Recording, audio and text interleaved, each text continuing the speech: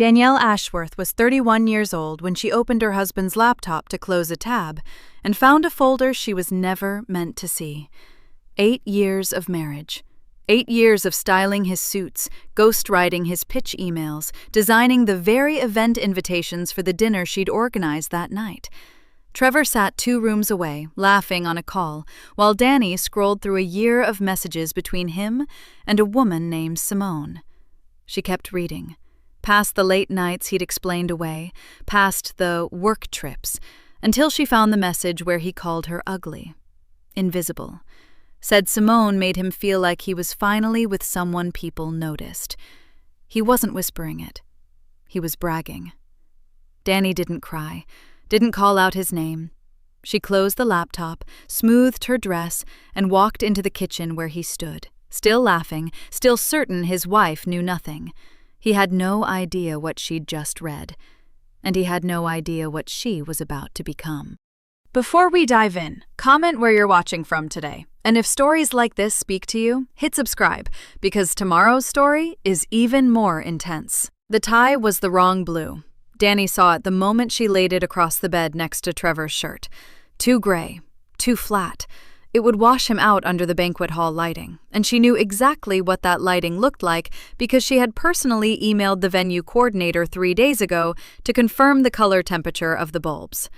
She swapped it for the navy one, the one with the faint texture that caught the light just right. "Trevor," she called toward the bathroom. "I switched the tie." "Fine." His voice came back flat, unbothered. The sound of the electric razor hummed against the silence. Danny smoothed the new tie across the shirt and stepped back. On the bed around it, his blazer, freshly steamed.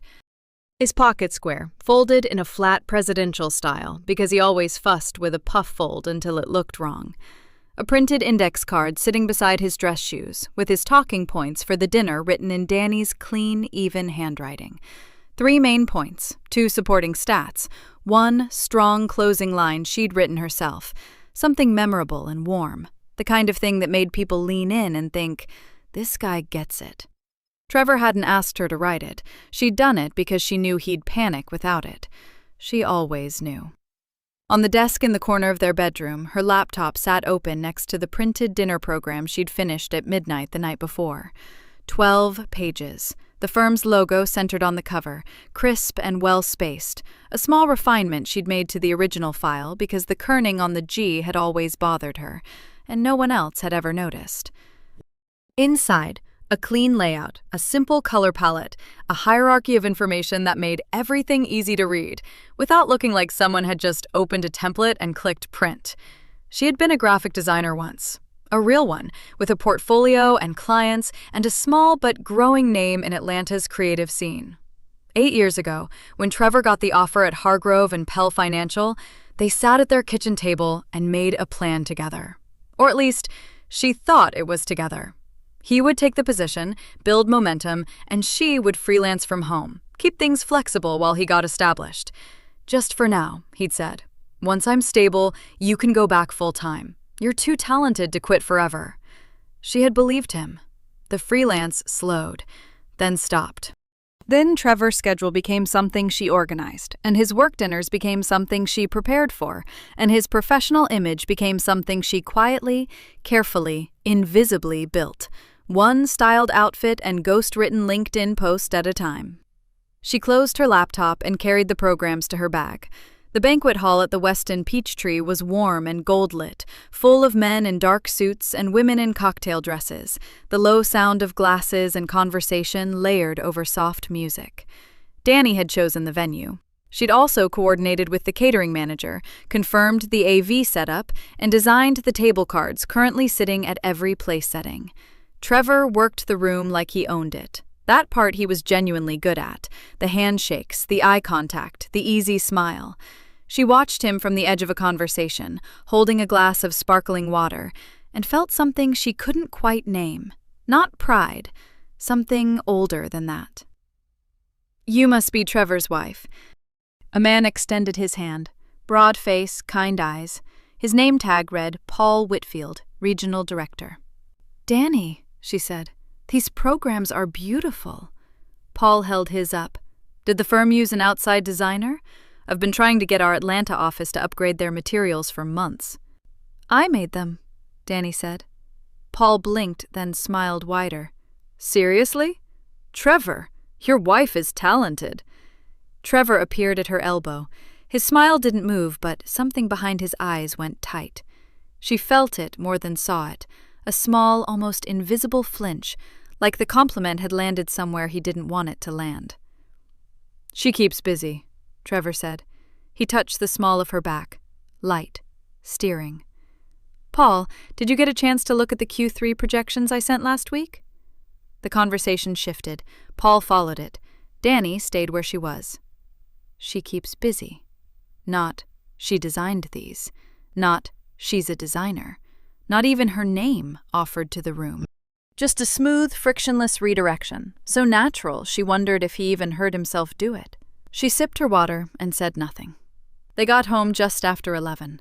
Trevor dropped his blazer over the back of a chair and pulled out his phone, already checked out, scrolling before his shoes were off.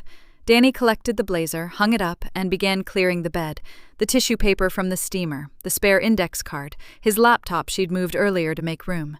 She picked up the laptop to set it on the desk. The screen was still on. A cloud storage window sat open, a shared folder she had never seen before, sitting right there in the browser like it had always existed.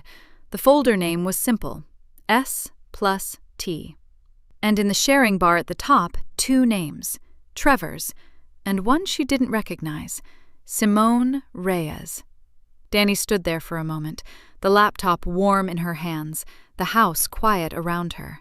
Then she sat down on the edge of the bed and opened the folder. It loaded slowly. Message threads. Dozens of them. Months of them. Danny scrolled with her thumb, not reading, just scanning, getting the shape of it, the length of it, the size of it. How long this had been sitting here, hidden inside a folder name she was never meant to see. She stopped scrolling. One message. Trevor's name at the top. The timestamp showing a Tuesday afternoon, 4 months ago, 2:17 p.m. A Tuesday she could actually remember because she'd packed him lunch that day, had texted him to check if the coffee she left in his travel mug was still warm enough by noon. She read the message once, then again. Danny's fine, she's just, I don't know, invisible. She's let herself go and I don't think she even notices. You want to know the truth? She's kind of ugly now. Not mean ugly, just forgettable ugly. You make me feel like I'm finally with someone people actually notice. The room didn't move. The house stayed quiet. The laptop screen glowed white and steady in her hands. Danny sat very still. She kept reading. She didn't want to. Some part of her, the part that had packed his lunch that Tuesday and steamed his blazer tonight and written his closing lines so he'd sound warm in front of people who mattered, that part wanted to close the laptop and put it on the desk and go to bed. She kept reading anyway. The messages went back 14 months. 14 months of Simone Reyes. 14 months of, I've been thinking about you all day and I can't do this much longer, and you're the only real thing in my life right now. 14 months of Trevor telling another woman things he hadn't said to Danny in years, things she hadn't realized she'd stopped hearing until she saw them written out for someone else. And then she found the dates.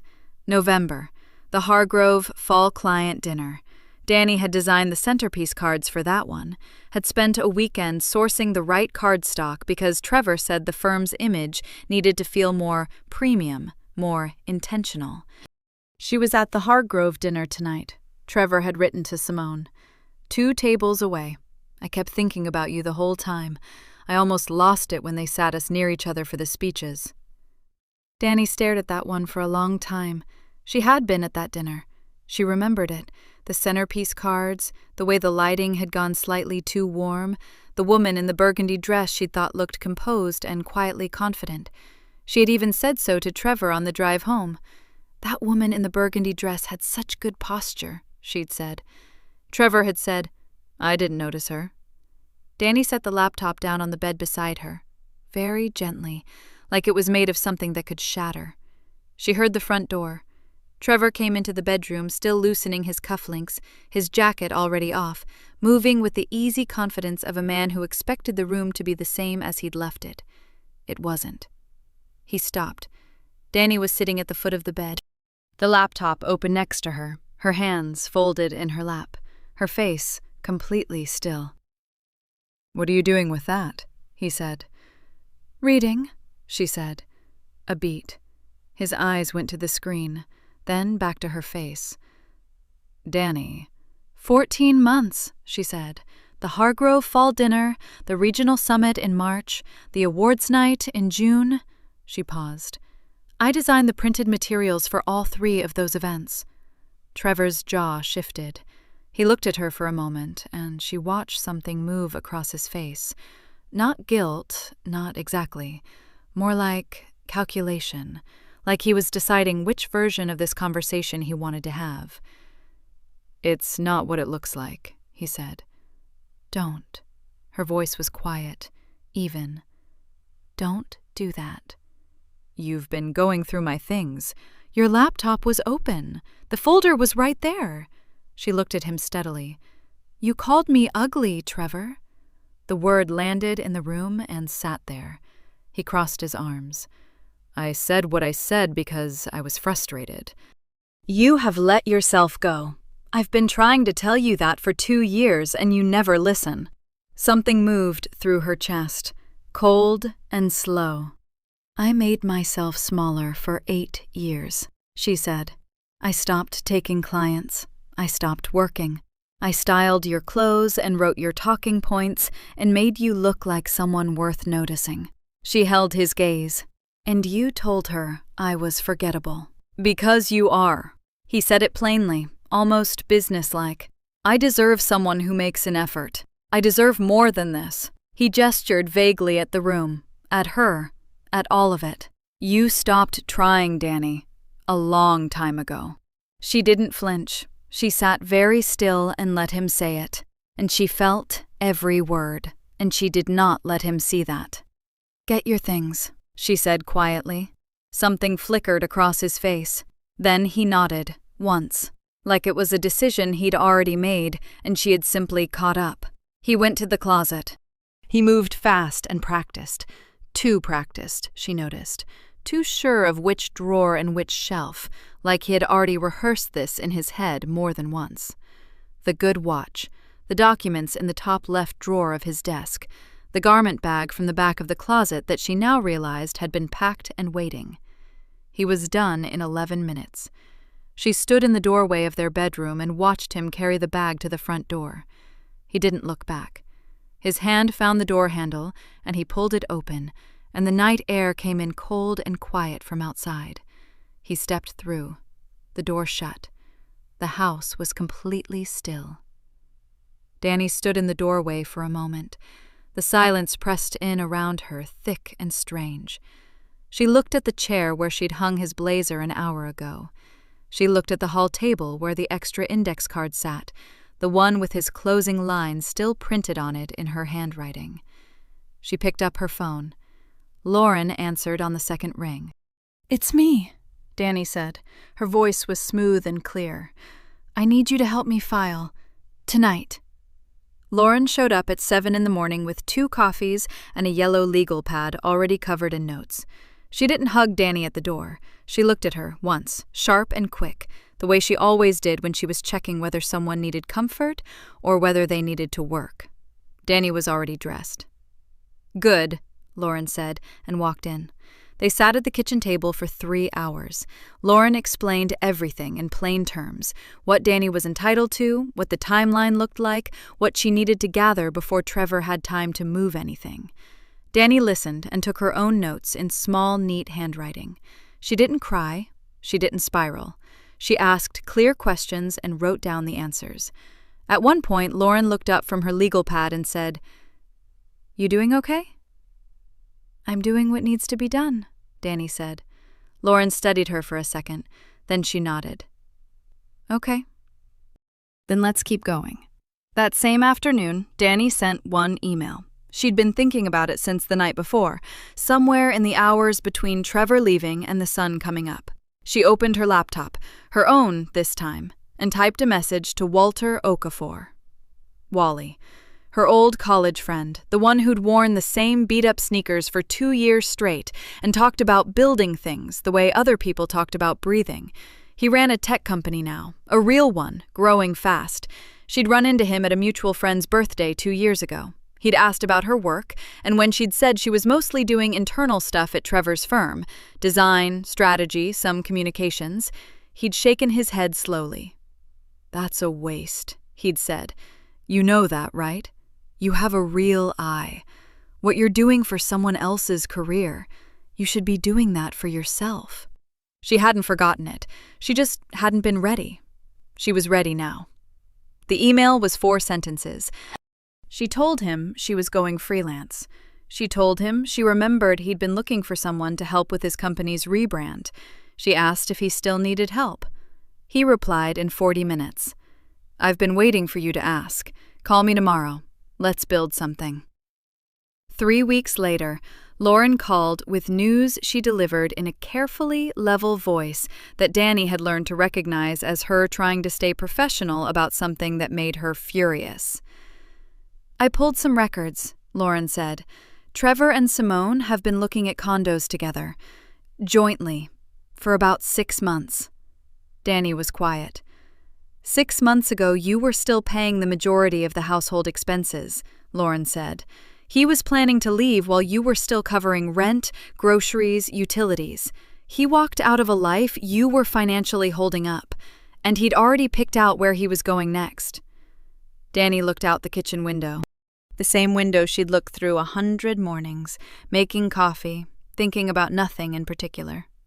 "Add it to the file," she said. What happened next happened fast and quietly, the way real things tend to. The rebrand Danny built for Wally's company, a tech platform called Folio, built for independent creators, took 4 months. She worked the way she used to dream about working, long hours that didn't feel long, decisions made from instinct and confirmed by research, a visual identity that felt alive, that felt like something. The launch got written up in 3 design publications. Then a startup blog with a large following republished one of the pieces. Then a founder who saw the coverage reached out. Then 2 more after that. Within 8 months, she had more freelance clients than she could handle alone. She hired 1 assistant, then another. She registered the business officially. Ashworth Creative. Her name. Her rules. The work was good.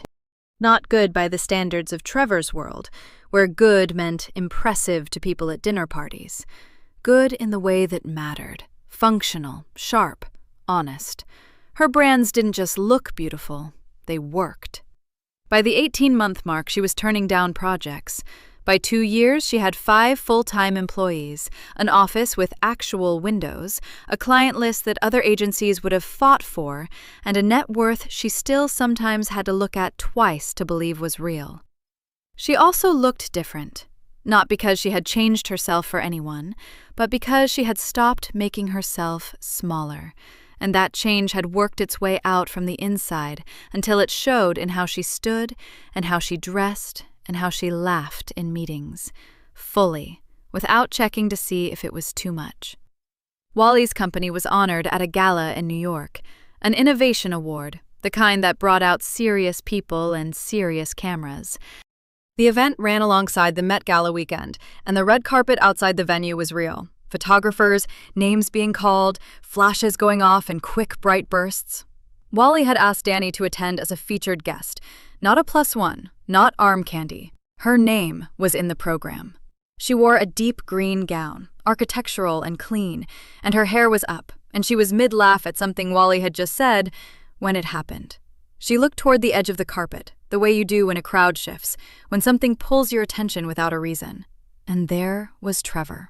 He was standing near the rope line, slightly back from the cameras, in a tuxedo that didn't quite fit the way it used to. His face was turned toward her. He had clearly been watching her for some time before she looked over. She saw it happen, the thing moving across his face. Shock first, clean and sharp. Then something slower, something that looked like hunger. Something that looked like regret so large it embarrassed him just to feel it. He looked at the woman on the red carpet, laughing, named in the program, radiant in green, and he realized, visibly, completely, that he had no idea who she was. Danny held his gaze for 3 seconds. She gave him nothing. No smile, no nod, not even a cold stare. Just 3 seconds of being completely seen and completely unmoved. And then she turned back to Wally, picked up the thread of the conversation, and did not look back again. That night, after the event, after the car ride back to the hotel, after she had taken off her heels and ordered room service and called Lauren to say simply, "It went well," her phone buzzed once on the nightstand. "Trevor, we need to talk." She set her phone face down and went to sleep. He texted 3 more times before she answered. The first was the night after the gala. "We need to talk." The second came 2 days later. "Danny, please, 5 minutes." The third arrived on a Thursday afternoon, a little more desperate around the edges. "I just want to explain, that's all. You deserve an explanation." She read all 3 in the same flat, unhurried way she read invoices. She texted back on Friday morning. "Sunday, 7 p.m., Luca's on Peachtree." She picked the restaurant on purpose, neutral ground, public, well-lit, the kind of place where no one made a scene because the tables were too close together. She arrived first and ordered sparkling water and did not check her phone. Trevor walked in 4 minutes late. He looked like a man who had spent a significant amount of time preparing to look like he hadn't spent any time preparing. His suit was pressed, his watch was the good one, but there were shadows under his eyes that the overhead lighting caught cleanly, and something in the way he moved through the restaurant, careful, almost cautious, had changed. The ease was gone. The automatic confidence he used to carry, the way other men carried their keys. Gone. He sat down across from her. "You look incredible," he said. Danny picked up her water glass. "Thank you for coming." That wasn't the response he expected. She could see him recalibrate. "I've been trying to reach you for—" "I know," she said. "I wasn't ready before. I'm ready now." She set the glass down. "So talk." He talked. It started as an apology, or something shaped like one. He said he'd handled things badly. He said he hadn't been in a good place. He said the things he'd told her that night, the words he'd used, he didn't mean them the way they came out. Danny listened. Her face was open, patient, unreadable. "I was wrong," Trevor said. "About all of it." "About which part?" she asked. Her tone was light, genuinely curious. He paused. "About leaving the way I did. About Simone." He said the name carefully, like it might cut him on the way out. "That whole situation. It wasn't what I thought it was going to be." "How do you mean?" He leaned back in his chair. And then something shifted. The apology tour ended and something else took over, the thing underneath it, the actual reason he'd wanted to talk. He started to vent. Simone, he said, had changed. She'd been pulling back for months, cold, distracted, treating him more like a business contact than a partner. He'd thought it was stress from work, but then she got the promotion, the senior associate position he'd been told he was in line for, and after that, she'd barely looked at him. "She outranks me now," he said, and there was something raw in his voice he was trying to cover with a short, dismissive laugh. Funny how that works. Danny tilted her head slightly. "How did that happen, the promotion?" "Politics," he said. "You know how it is over there. Sanderson likes her. She's good at playing the room." "She must have made a strong case for herself." "I guess." He turned his wine glass slowly on the tablecloth. "I don't know. She just always seemed to know things. The right things to say at the right time. Department decisions, budget restructuring, stuff that hadn't gone public yet. She'd walk into a meeting already knowing the outcome." He shook his head. "I figured she was just well-connected." Danny took a small sip of water. She kept her voice easy. "Well-connected how?" He shrugged. "I don't know exactly. I mean, she and I talked. About work, like you do when you're—" He stopped, started again. "We talked about my department a lot, strategy stuff, numbers, but I don't remember telling her anything she couldn't have figured out herself." "Of course," Danny said. She let the silence sit for exactly 1 beat. "It sounds like she was paying close attention," she said. Trevor looked at her. Something moved behind his eyes, an almost thought, something trying to form. Then it passed. "Yeah," he said. "Maybe." The food came. Danny ate. Trevor talked less after that, filling the rest of the dinner with smaller complaints. The apartment he was renting now, the commute, the way things felt stalled. He said the word stalled twice without seeming to notice. Danny nodded where nodding was appropriate. She asked small, gentle questions. She did not offer anything of herself. When the check came, she paid her half without discussion and stood up and said it was good to see him and she hoped things got easier. He looked at her like he wanted to ask something else entirely. She didn't give him the opening. She was half a block from the restaurant when she called Lauren. Lauren picked up on the second ring. "How bad was it?" Lauren asked. "Not bad," Danny said. "Interesting." She walked slowly, her heels quiet against the pavement. "He said Simone had unusual access to department information, decisions that hadn't gone public, budget changes. He doesn't remember telling her directly." A pause. "Lauren," Danny said, "I need you to pull Simone's promotion timeline and pull any restructuring records from Trevor's department for the last 18 months, whatever you can get. You think she was using him." "I think," Danny said, "she was very organized about it." Patrice called on a Tuesday. Danny almost didn't pick up.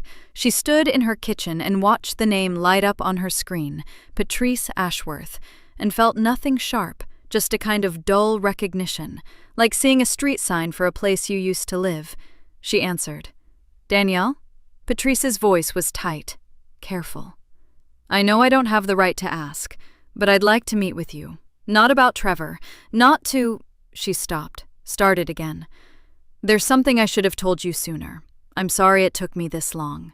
They met Thursday morning at a small cafe near Patrice's neighborhood. Nothing trendy, the kind of place with paper placemats and coffee that came in heavy ceramic mugs. Danny arrived first again. It was becoming a habit. Patrice walked in, looking older than Danny remembered. She was a put-together woman, always had been. Hair done, posture straight, the kind of proud bearing that came from decades of holding things together. But today the posture was there, and something behind it wasn't. Her eyes were tired, in the specific way that came from not sleeping well for a long time. She sat down. She wrapped both hands around her coffee mug like she needed something to hold. "Thank you for coming," she said. "Of course," Danny said. Patrice looked down at the table, then up. "He borrowed money from me." Danny waited. "Starting about a year before you two separated. Small amounts at first, a few hundred here, 1,000 there, then more." She pressed her lips together. "He told me you'd had some medical issues, that the bills were adding up and you didn't want to worry anyone. He said you'd made him promise not to tell." The coffee mug in Danny's hand was warm. She focused on that, the warmth against her palm. "He used my name," Danny said, not a question, just saying it out loud to hear how it sounded. "He did." Patrice's voice cracked, just slightly, at the edge. "I gave him over $40,000, Danielle, because I thought you were sick, because I thought my son was taking care of his wife." She shook her head once, slow and hard. "I only found out the truth recently. A friend of mine mentioned she'd seen him at a restaurant with a woman, months before you separated. Laughing, the way you laugh when things are good." Danny set down her mug. $40,000. Trevor had borrowed $40,000 from his own mother, handed her a story about Danny's health to make her open her checkbook, and spent every dollar of it on the life he was building with someone else. And he'd used Danny's name to do it. Not just used it, weaponized it, turned her into a reason, a cover story, a convenient lie wrapped in the shape of a sick wife. Even after he left, her name had still been useful to him. She breathed in once, slow and quiet, so Patrice wouldn't notice. "I had no medical bills," Danny said. "I know that now." Patrice's eyes were wet, but she didn't let herself cry. She and Danny were alike in that way, at least. "I am so sorry. For what he said to you, for how he left, for all of it." She paused. "And I'm sorry it took me this long to say it to your face." Danny looked at the woman across from her. Patrice had always held Trevor up, the way mothers did, sometimes past the point of reason. But she was here now. She had called. She had said the words without anyone making her. That counted for something. "You didn't know," Danny said. "He lied to you the same way he lied to everyone else." She paused. "It wasn't your fault, Patrice." The older woman nodded, but it was the nod of someone who didn't quite believe they deserved the grace being offered. She reached into her purse and slid a folded piece of paper across the table. "I wrote down the dates, the amounts, every transfer." She looked at Danny steadily. "In case you need it for anything." Danny picked it up and folded it carefully and put it in her bag. She stayed another 20 minutes. They talked about small things. Patrice's garden, a trip she was thinking about taking. Nothing heavy. When Danny stood to leave, Patrice reached across the table and briefly touched her hand. "Take care of yourself," she said. "You always deserved better." Danny walked out into the cool morning air and stood for a moment on the sidewalk. She looked up at the sky. Gray, soft, quiet. Her phone buzzed. Lauren. She picked up before it buzzed a second time. "Tell me," Danny said. "Simone's promotion." Lauren's voice was low and focused, the voice she used when she'd found something real. "It was approved in 11 days. 11, Danny." A senior associate position at a firm like that normally takes months of review, sometimes longer. She paused. "And here's the thing. The date it was approved? It was exactly 9 days after Trevor's department finalized a confidential restructuring plan, one that would have shown exactly which positions were opening up and when." Danny stood very still on the sidewalk. "He handed it to her," Danny said. "Looks like it," Lauren said, whether he knew what he was doing or not. The email from Wally came on a Friday afternoon. No message, just a subject line that said, "Look at page 7, and a PDF attached. Danny was at her desk in the small office off her apartment's second bedroom, the one with the good north-facing light she'd painted a warm cream color when she moved in. She had 3 tabs open, a half-eaten sandwich on a plate beside her keyboard, and a deadline in 2 hours. She almost set the email aside. She opened it instead. The deck was 22 slides, clean layout, decent typography, the kind of thing a person put together when they wanted to look like they knew what they were doing, without actually knowing too much. She scrolled past the cover page, past the executive summary, past the market analysis slides with their tidy little graphs. Page 7. She stopped. The brand identity spread across the screen like something she'd half forgotten. A visual system built around a specific interlocking geometry. 2 overlapping marks that formed a third shape in the negative space between them. Below it, a color palette, 4 exact shades, a deep navy, a warm sand, a muted green, and a clean off-white. And the typography. A specific pairing she had spent weeks testing before she found the right balance. A sturdy serif headline set against a narrow sans serif body font. She knew this because she had made it, not something like it. Not a coincidence of taste or parallel inspiration. This. She had built this exact system on a Tuesday night in the second bedroom of their old house in Decatur, the one Trevor used as a storage room for gym equipment he never touched. She had been 28 years old, working on spec, teaching herself brand strategy from library books and free online courses, while Trevor was at late dinners she now understood differently. She had shown it to him once. He'd glanced at it and said, "Is that for something real or just one of your projects?" She had closed the laptop and not brought it up again. Her eyes moved to the bottom of the slide, the credit line. Brand concept and visual strategy developed by T. Ashworth and S. Reyes. She sat very still. Then she scrolled to the cover page and read the presenter's name she'd skimmed past the first time. Trevor Ashworth, Principal. Simone Reyes, Strategic Partner. She set down the sandwich she hadn't realized she'd picked up. She read the whole deck, all 22 slides. She read it the way Lauren read contracts, slowly, without skipping, looking for every word that mattered. By slide 18, she understood the full shape of it. Trevor was seeking seed funding for a new venture. The concept was thin, everywhere except the branding, which was the only part that was actually good, because the branding wasn't his. Simone was listed as a strategic partner, which meant she was either sharing the risk or, more likely, lending credibility she'd accumulated during her time at the firm. Credibility she was about to lose, though she didn't know that yet. And underneath all of it was something Trevor couldn't have planned but was benefiting from anyway. Danny's name was everywhere in design circles now. Her agency's work was being written about, talked about, cited. Anyone in the startup world who paid attention to branding knew who she was. If a pitch came in that looked like her aesthetic, people noticed. They assumed intention. Trevor was borrowing her reputation without asking, without knowing she'd see it, without knowing, apparently, that she had files. She picked up her phone and called Lauren. "How fast can you pull up the original files from my old external drive?" Danny asked. "The ones I transferred when I moved." Lauren didn't miss a beat. "The archive folder? Give me 10 minutes." It took 8. "Okay," Lauren said. "I've got the original design files, time-stamped. The oldest version is dated 4 years and 3 months ago." A pause, the sound of clicking. "And Danny, the trademark registration. You filed this independently, not through Trevor's firm or any joint account. It's yours. Clean title. It's been yours this whole time." Danny leaned back in her chair. She looked at page 7 again, the interlocking marks, the navy and the sand and the green.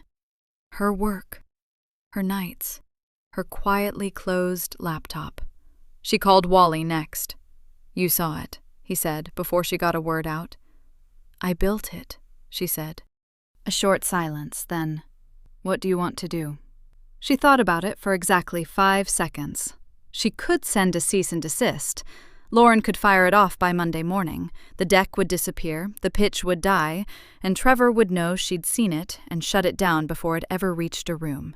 Clean, fast, over. But that wasn't what she wanted. What she wanted was for Trevor to walk into a room believing he'd won, believing the work was his, believing Simone was beside him and the money was close and everything was finally turning around, and to find out, inside that room, that the room was hers. "I want him to pitch it," Danny said. "To us. I want Lauren there. I want him standing in front of me with those slides up on the screen before he finds out I own every line of it." The line was quiet for a moment. "Okay," Wally said simply. "Set it up." The 3 of them met on a Sunday evening in the conference room on the 2nd floor of Danny's office building. It was a plain room. A long table, 6 chairs, a whiteboard on one wall still faintly marked from the week before. Wally had brought coffee. Lauren had brought 2 manila folders, a legal pad, and the particular kind of focus she reserved for cases she intended to win completely. Danny had brought everything else. She spread it across the table in the order it happened. Not the order she'd discovered it, the order it had actually occurred. That distinction mattered to her. She wanted to see the full shape of it laid flat, the way you'd spread out pieces of a broken thing to understand exactly how it broke. The original design files came first. Lauren had printed the metadata confirmations, each file name, each creation date, each saved version in sequence. 4 years and 3 months of untouched proof. The trademark registration document sat beside them, one clean page with Danny's name on it and nobody else's. Then came the pitch deck, page 7 face up. Lauren set her second folder next to it without a word. Inside were the documents she'd assembled over the past 2 weeks. Simone's promotion approval, dated just 11 days after a confidential departmental restructuring that Trevor's access logs placed him inside. An internal HR timeline showing Simone's rapid advancement past 3 colleagues with longer tenure, 2 redacted memos, obtained through a contact Lauren didn't name, that confirmed the restructuring details had been shared outside the department before the official announcement. Simone didn't just move fast, Lauren said. She moved fast in exactly the right direction, at exactly the right time, using information she shouldn't have had. That's not luck. That's a map. And Trevor gave her the map, Wally said. Trevor handed it to her because she asked nicely. Lauren's voice was flat. Whether he understood what she'd do with it is almost beside the point at this stage. Danny looked at the 2 folders sitting side by side on the table. Everything in them was real. Everything in them was documented. Everything in them had been sitting quietly, waiting to be gathered, while Trevor and Simone went on assuming no one was looking. We keep them separate, Danny said. 2 distinct folders, 2 distinct sets of facts. His and hers. Lauren nodded. IP theft is Trevor's problem alone. She's listed on the deck as strategic partner, but the concept attribution is his claim. He's the one who put his name on your work. She has her own problem, Danny agreed. A bigger one professionally, Lauren said. The IP case is civil. What Simone did, depending on how the firm decides to handle it, could follow her a lot farther. Wally wrapped both hands around his coffee cup. So how do we get them in the room? Danny had already thought this part through. There was a man named David Park, a well-connected startup broker who had introduced Danny's agency to 2 of its current clients. Trevor knew David peripherally, the way people in overlapping industries knew each other. Not well enough to be suspicious of a referral, but well enough to take one seriously. Danny had already spoken to David, told him just enough that she was aware of a pitch deck circulating among investors, that her firm was open to hearing it, and that she'd like an introduction handled as a standard industry inquiry. David had asked no questions. He'd sent the introduction by Friday morning. Trevor's reply came back in under an hour. Danny read it aloud from her phone. Absolutely. We've been looking for the right investor partner, and this feels like a strong potential fit. Simone and I are both available next week. Looking forward to the conversation. Nobody laughed. The room stayed quiet for a moment. He has no idea, Wally said. None, Danny said. She set her phone face down on the table. She thought about Trevor typing that reply. Eager, probably relieved, telling Simone the news and watching her calculate what it could mean for both of them. She thought about the 2 of them spending the coming week polishing those 22 slides, rehearsing their talking points, picking out what to wear. She thought about page 7, her interlocking marks, her 4 colors, her weeks of quiet, uncredited work in a room where no one had ever asked if she was okay. Wednesday at 2:00, Danny said. She looked at Lauren. You'll be seated when they arrive. Already planned on it, Lauren said. And the folders stay off the table until I put them there. Understood. Wally leaned back in his chair and looked at her. Not with pity, and not with excitement, just with the steady attention of someone who trusted exactly what was about to happen. You sure you want to be the one to run it? He asked. Danny considered the question for half a second. It's my room, she said simply. Lauren capped her pen and stacked her documents back into their folder. Wally finished his coffee. The whiteboard still had its faint old marks. The overhead light hummed. Somewhere on the other side of the city, Trevor Ashworth was already preparing for the best meeting of his life. They arrived 5 minutes early. Danny watched them through the glass wall of the hallway as her assistant led them toward the conference room. Trevor wore a navy suit she didn't recognize. New. Fitted. He'd gotten a haircut recently, the kind that cost 3 times what it should. Simone walked beside him in a charcoal blazer and heels that clicked against the floor with quiet authority. They looked good. They knew it. That was the point. Danny let them get settled before she walked in. Lauren was already seated at the far end of the table, a notepad in front of her, pen uncapped, dressed like she had somewhere more important to be afterward. Wally sat 2 chairs down, relaxed, one hand resting on the table. Neither of them spoke when Trevor and Simone entered. They just nodded. The 2 folders were not on the table. Danny came in last. She set her phone face down, took her seat at the head of the table, and looked at Trevor directly for the first time since the red carpet. "Thanks for coming," she said. Trevor smiled. It was his best smile, the one he'd always used in rooms where he wanted something. "Of course. This is a great opportunity, Danny. Really." She said nothing. She folded her hands and waited. He opened his laptop. For the first 11 minutes, it went exactly as they'd rehearsed it. Simone took the lead on the market overview. She was good. Her voice was even, her data was clean, and she moved through the slides with the kind of ease that came from knowing her material cold. Trevor handled the brand narrative, clicking through visuals while he talked about consumer trust and identity recognition and long-term market positioning. He sounded like he knew what he was talking about. He didn't. Danny had heard these ideas before. She'd had these ideas before. She watched the slides advance and recognized each one the way you recognize a song someone else is claiming to have written. Every note sitting in a familiar place, every transition exactly where you would have put it. Page 7 came up. The interlocking marks, the 4 colors, the visual grid she'd built quietly at the kitchen table on a Tuesday night 4 years ago, when Trevor was in the other room watching television and hadn't once asked what she was working on. She let him finish the slide. Then she said, "Can you go back to page 7? Trevor blinked. "Sure." He clicked back. "This is the core identity system. The marks are designed to—" "I know what they're designed to do," Danny said. "I designed them." The room went still. Trevor's smile stayed in place for 2 full seconds out of pure muscle memory. Then it started to come apart at the edges.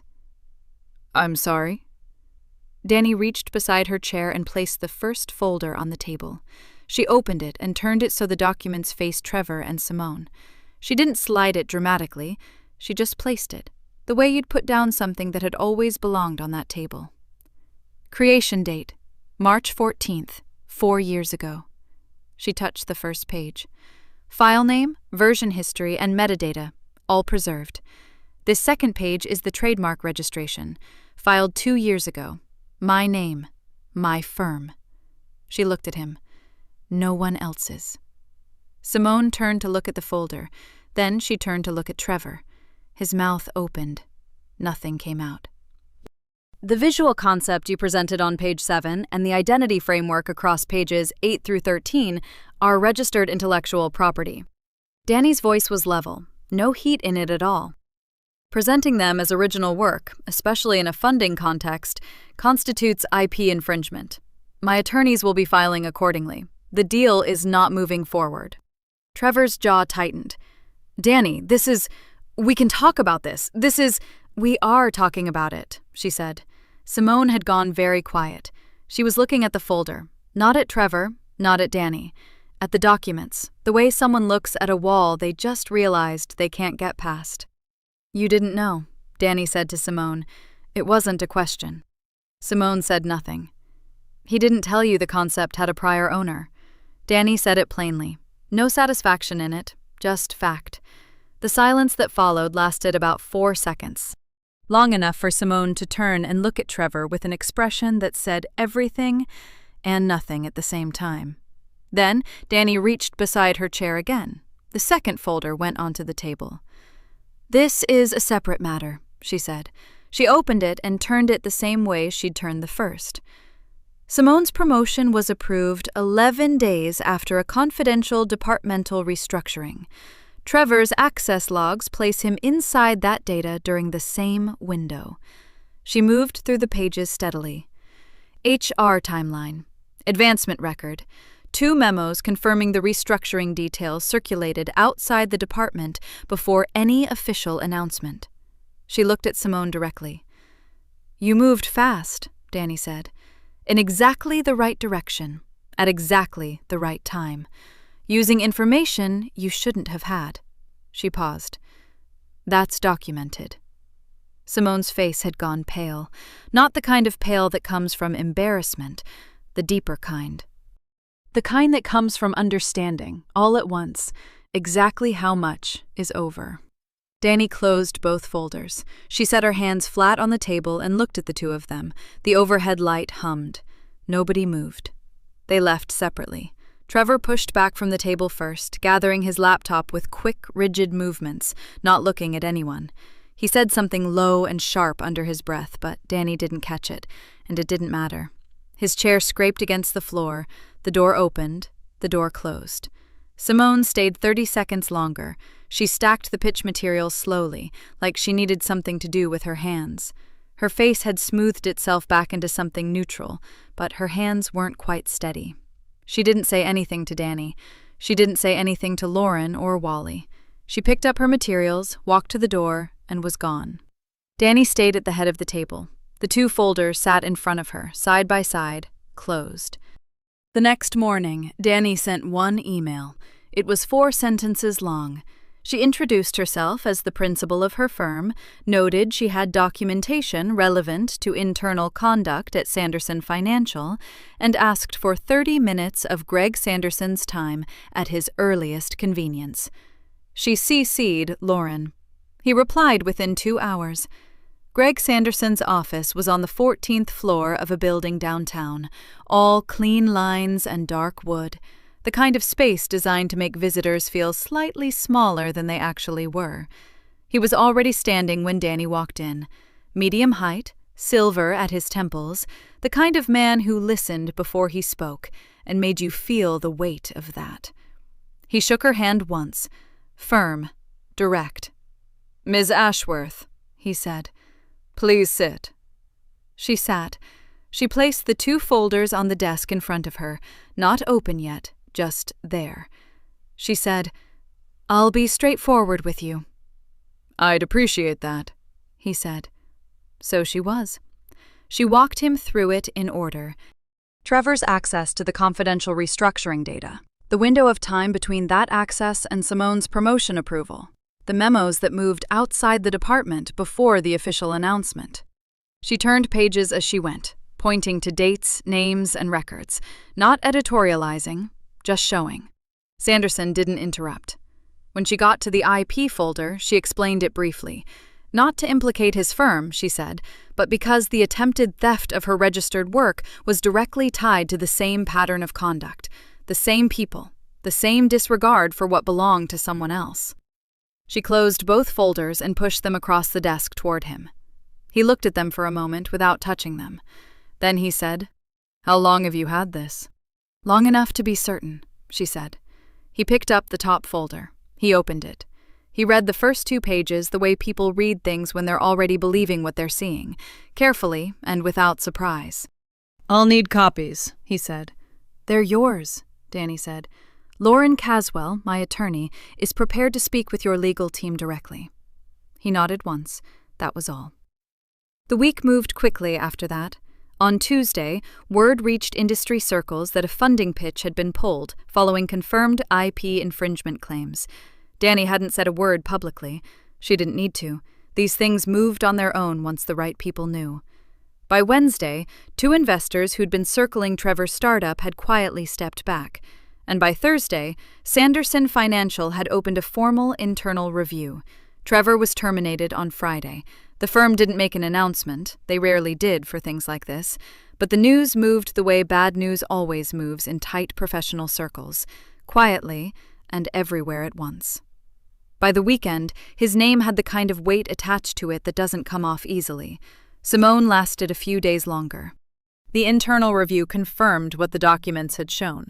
Her promotion was tied directly to information that should never have left Trevor's department. Leadership didn't argue about it. The promotion was rescinded. Her position was eliminated. She was walked out on a Thursday afternoon with a severance envelope and no announcement, the way a firm handles something it wants to be done with.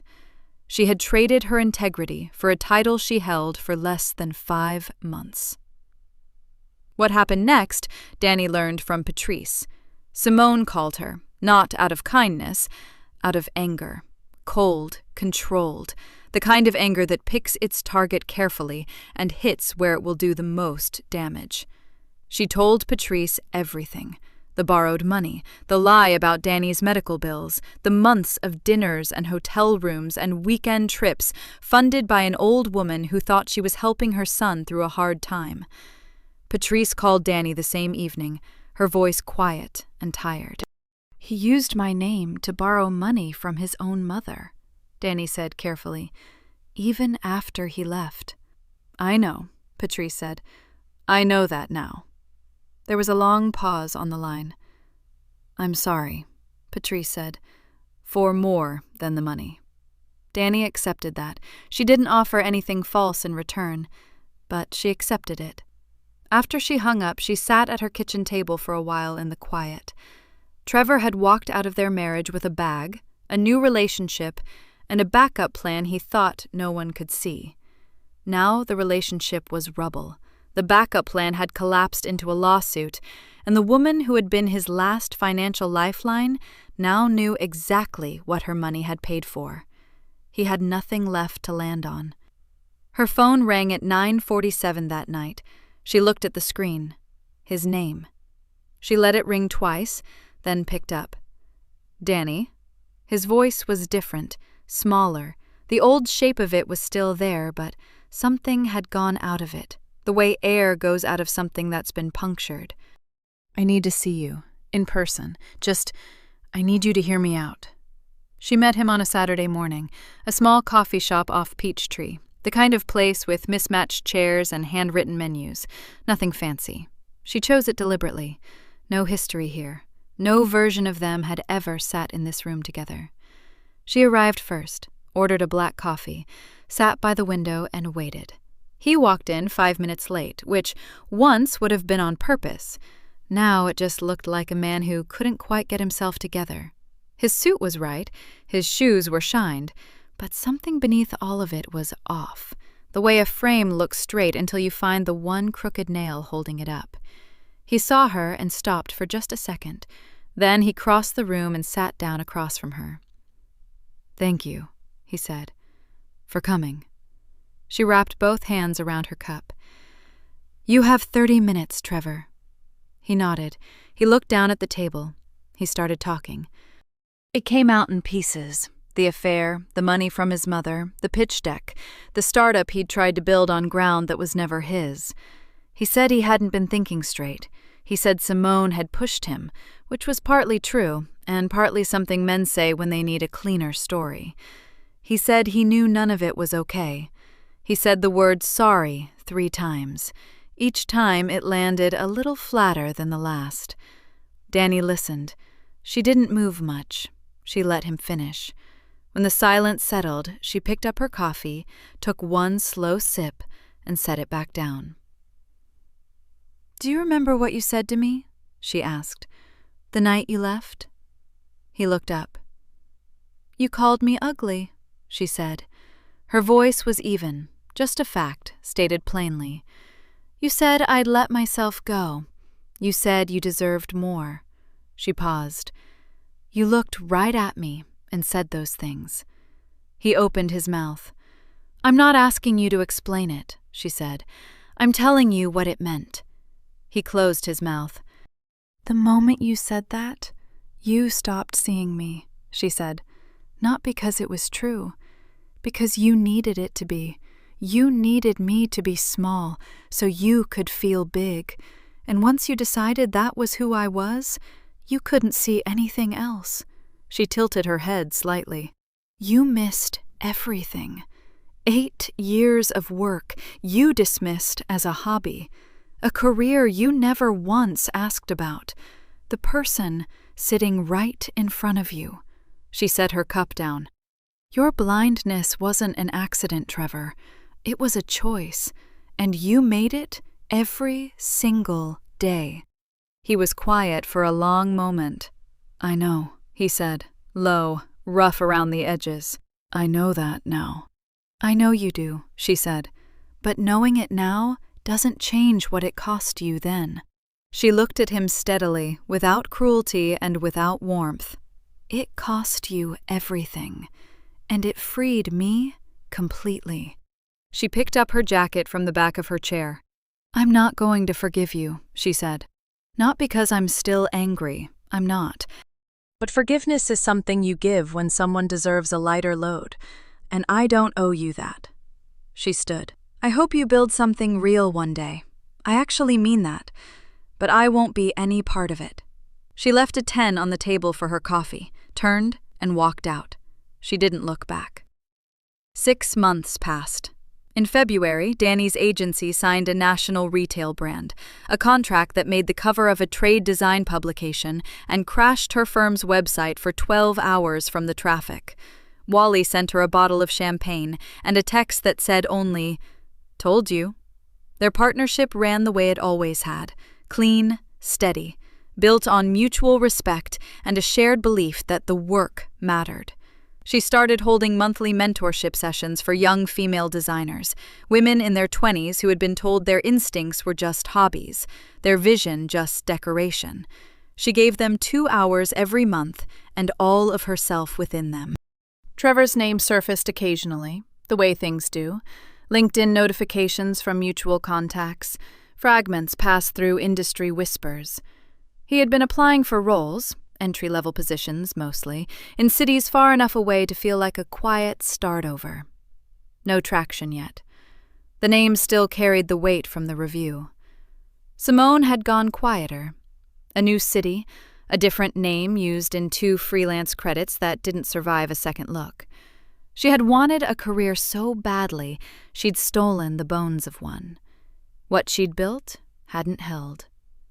The red carpet this time was longer, the lights were brighter.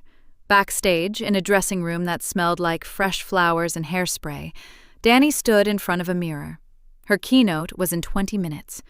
Her agency's name was in the program. Her face was on the event banner outside. She looked at her reflection. Not checking, not adjusting, just looking. She saw a woman who had been told she was invisible and had decided, quietly, methodically, without ever raising her voice, to become impossible to ignore. She smiled, small, real, hers. Then she picked up her notes, straightened her shoulders, and walked toward the light. Thank you for watching until the end. If this story meant something to you, hit subscribe and turn on notifications. I've got 2 stories on the screen that you have to watch next. Have a great day!